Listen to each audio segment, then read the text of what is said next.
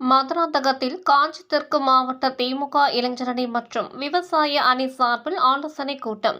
காஞ்சி தெற்கு மாவட்டம் மதுராந்தகத்தில் மாவட்ட இளைஞரணி மாவட்ட விவசாய அணி நிர்வாகிகள் ஆலோசனை கூட்டம் மாவட்ட அமைப்பாளர்கள் யுவராஜ், தெய்வசிகாமணி ஆகியோர் தலைமையில் நடைபெற்றது.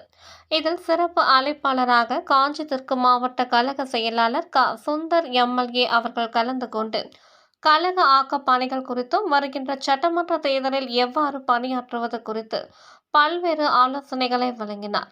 இந்த நிகழ்ச்சியில் ஒன்றிய கழக செயலாளர் பொன் சிவகுமார், மாநில இளைஞரணி துணை செயலாளர்கள் பிரபு கஜேந்திரன், அப்துல் மாலிக் உள்ளிட்ட திமுக நிர்வாகிகள் மற்றும் இளைஞரணி, விவசாய அணி, மாநகர, நகர, ஒன்றிய, பேரூர் நிர்வாகிகள் 500க்கும் மேற்பட்டோர் கலந்து கொண்டனர். இதுபோல் அனைத்து செய்திகளையும் காண மனித உறுதி குரல் டிவி செய்தி சேனலை சப்ஸ்கிரைப் பண்ணவும்.